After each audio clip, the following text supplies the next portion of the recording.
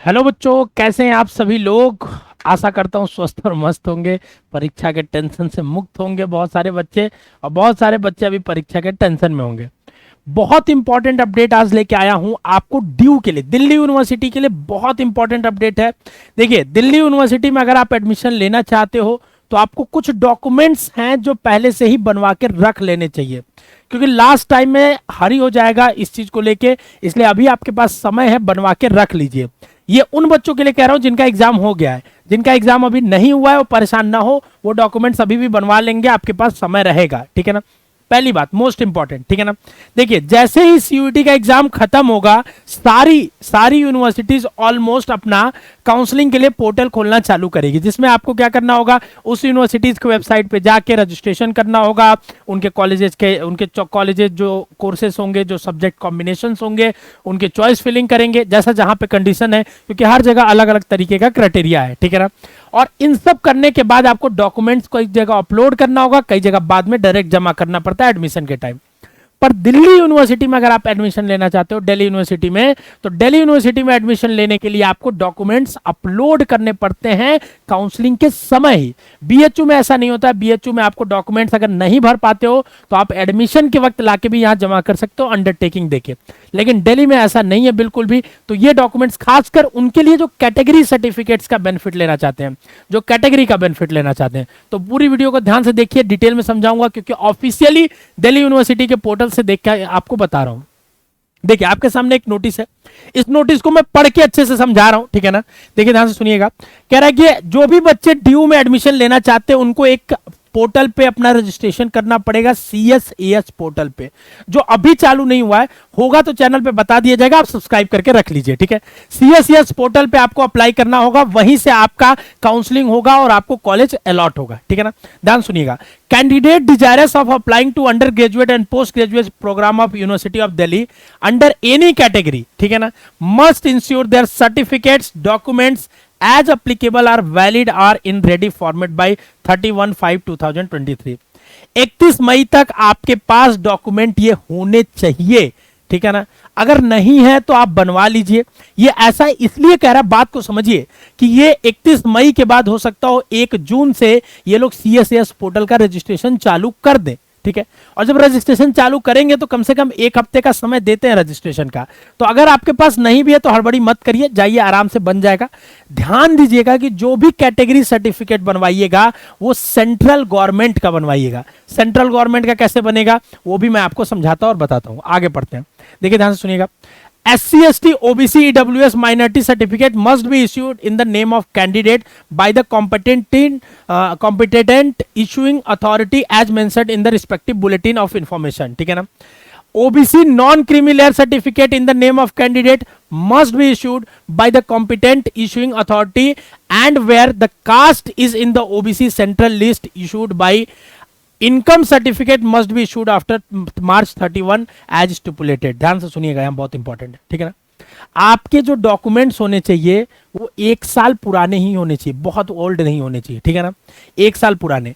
लेकिन अगर जो ओबीसी सर्टिफिकेट का बेनिफिट लेना चाहेंगे, जो ईडब्ल्यूएस का बेनिफिट लेना चाहेंगे, उन बच्चों को, ओबीसी और ईडब्ल्यूएस वाले बच्चों, ईडब्ल्यूएस का नहीं लिखा है लेकिन फिर भी मैं आपको बता रहा हूं, उनको एक इनकम सर्टिफिकेट भी साथ में लगता है। ओबीसी वालों को तो मैंडेटरी है, क्योंकि नॉन क्रीमी उसके बिना बनता ही नहीं है। ठीक है ना, तो अगर आप जो इनकम सर्टिफिकेट बनवाएंगे वो 31 मार्च के बाद का होना चाहिए।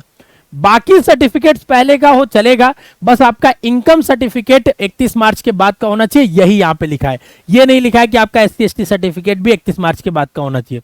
तो अगर आपका इसी लेटेस्ट 1 ईयर के अंदर का है तो कोई घबराने की जरूरत नहीं है, वो चलेगा। बस इनकम सर्टिफिकेट 31 मार्च के बाद का बनवा लेना, नहीं बनाया तो जाके बनवा लेना, बहुत इजीली बन जाएगा। ठीक है ना, आप कहीं भी जाओगे अपने तहसील या जो भी अपने नगर निगम जहां बनता होगा वहां से इजीली बन जाएगा।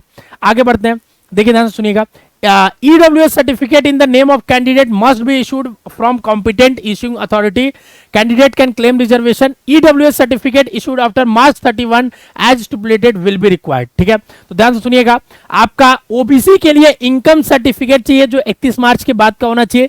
EWS सर्टिफिकेट भी 31 मार्च के बाद का होना चाहिए। ये ऐसा क्यों कहा जा रहा है इसको मैं समझाता हूं। क्योंकि हर साल इंसान की इनकम बदलती है। आज तुम कुछ नहीं कमा रहे हो, कल लाखों कमाओगे, करोड़ों कमाओगे। तो ये जो ओबीसी, नॉन क्रीमी और ईडब्ल्यूएस क्राइटेरिया है, ये इनकम के बेसिस पे दी जाने वाली रिजर्वेशन है, ठीक है, कि जिनका 8 लाख से कम होगा ओबीसी में, उन्हीं को ओबीसी एनसीएल का सर्टिफिकेट मिलेगा। तो हर साल आपको ये टेस्टिफाई करना पड़ता है कि आपका इनकम कम है, इसीलिए ये रीसेंट इनकम सर्टिफिकेट मांगते हैं, ठीक है ना, ऐसा नहीं कि पुराना मांगते हैं, ठीक है। इस बात को ध्यान से सुनिए और समझिएगा, ठीक है। आगे देखिए ध्यान से, ईसीसी के बारे में लिखा है, मतलब जो स्पोर्ट्स कोटा वगैरह से होते हैं उनको भी अपना सर्टिफिकेट रेडी कर लेना है पहले से ही, ठीक है। फिर आगे देखिए क्या लिखा हुआ है, ध्यान से, बहुत इंपॉर्टेंट है, ध्यान सुनिएगा। The name of candidate claiming reservation must match with candidate name as it appears on the corresponding school board qualifying certificate in the CUET. Similarly the parents name must also match. आपके सारे certificate पे आपका नाम, आपके पापा का नाम, 10th 12th, आपके सीयूईटी के फॉर्म और आपके जो भी कैटेगरी सर्टिफिकेट है, सब में एक होना चाहिए। सब में एक होगा तभी जाके ये काम बनेगा बाबू, नहीं तो अगर किसी में भी एक अलग है तो आप चेंज करा के बराबर पे सबको लाइए, सबको बराबर करिए, ठीक है। तो आप लोग फोन करते हैं कि सर हमारा इसमें है, इसमें है, कोई दिक्कत तो नहीं होगा। क्यों नहीं होगा दिक्कत यार, ये तो स्वाभाविक सी बात है, खुद से समझो ना। अगर नाम दोनों में अलग अलग है तो दिक्कत होगा ही। तो आप कहीं ना कहीं जाके एक जगह चेंज कराइए, अगर आप इस वीडियो को देख रहे हैं, ठीक है, और आपके अगर कुछ भी सर्टिफिकेट में एरर है तो। और अगर सर्टिफिकेट ईडब्ल्यूएस का है तो आप 31 मार्च के बाद का बनवाइए, पहले का है तो, क्योंकि दिल्ली यूनिवर्सिटी को चाहिए 31 मार्च के बाद का ही, ठीक है। दिल्ली क्या, सबको ही 31 मार्च के बाद का ही चाहिए। क्यों? क्योंकि 31 मार्च के बाद ही नया सेशन चालू होता है, जो इकोनॉमिक ईयर हम देखते हैं, ठीक है। सबसे इंपॉर्टेंट बात, no undertaking on behalf of incomplete, invalid, non availability of document at the time of applying to CSS will be accepted. मतलब अगर तुम्हारे पास सर्टिफिकेट नहीं है तो कोई तुम्हें अंडरटेकिंग देने का मौका नहीं दिया जाएगा। मान लिया जाएगा कि तुम उस कैटेगरी से नहीं आते हो, तुम्हें एज ए जनरल ट्रीट किया जाएगा। अगर तुम्हारे पास 31 मार्च के बाद का ईडब्ल्यूएस सर्टिफिकेट नहीं है, 31 मार्च के बाद का इनकम सर्टिफिकेट नहीं है, इसका मतलब तुम जनरल कैटेगरी से आते हो, ये मान लिया जाएगा। और तुम्हें कोई ऐसा नहीं कि अंडरटेकिंग भर दें और बाद में जमा कर देंगे, ऐसा बिल्कुल भी नहीं है। तो आप बनवा लीजिएगा, अपने गार्जियन से बोलिए कि जाइए बनवाइए, हमारा अभी एग्जाम है, जिनका एग्जाम हो गया वो खुद जाके अपना बनवाए, और अभी सफिशियंट टाइम है, ठीक है ना, आपके पास, ठीक है। कहेंगे सर कहाँ टाइम है, 31 मई होने में तो 4-5 दिन ही बचा है। 4-5 दिन सफिशियंट है, ठीक है ना। और 31 मई कहने का मतलब ये नहीं कि 31 मई को ही चाहिए, ठीक है। 31 अगर मान लो 1 जून से स्टार्ट भी हो जाता है रजिस्ट्रेशन, जो कि अभी आगे बढ़ेगा, क्योंकि सीयूटी का एग्जाम ही अभी आगे बढ़ गया है, ठीक है। तो अभी आगे बढ़ेगा, तो आपके पास कम से कम 10 दिन का समय है। आज से अगर ये वीडियो देख रहे हो तो 10 दिन बाद भी अगर आप बनवा लेते हो, 10 दिन तक के अंदर भी, तो आपका काम करेगा, ठीक है ना। आप बस बनवा लेना 2 से 3 दिन में आ जाता है आपका इनकम सर्टिफिकेट या कोई भी सर्टिफिकेट। दूसरी बात, सर फॉर्मेट क्या होगा? सेंट्रल गवर्नमेंट के फॉर्मेट में बनवाइएगा। जहां भी जाइएगा, जो सर्टिफिकेट बनवाने, बोलिएगा हमको सेंट्रल गवर्नमेंट में अप्लाई करना है, उसके लिए हमें बनवाना है, सेंट्रल वाला बनवाइए। इंग्लिश में बनता है सेंट्रल वाला, मोस्टली कहीं कहीं हिंदी में भी बन जाता है, लेकिन इंग्लिश में बनता है। अगर आपके कभी भी जिला या किसी में फॉर्मेट नहीं है तो आप इंफॉर्मेशन बुलेटिन डाउनलोड करिए सीयूईटी का, cuet.samarth.ac.in से, और उसमें आप जाएंगे, पेज नंबर देखिए, जैसे 40 पेज नंबर में ईडब्ल्यूएस का क्या दिया हुआ है, ईडब्ल्यूएस का सर्टिफिकेट दिया हुआ है, ठीक है ना। ऐसे ही अगर आप आगे जाएंगे, ठीक है, तो देखिए यहाँ पे ओबीसी एनसीएल का दिया हुआ है 42 नंबर पे, ठीक है ना। तो सारे सर्टिफिकेट का फॉर्मेट यहाँ दिया हुआ है सीयूईटी के ऑफिशियल ब्रोचर में, वहां से आप ले सकते हैं।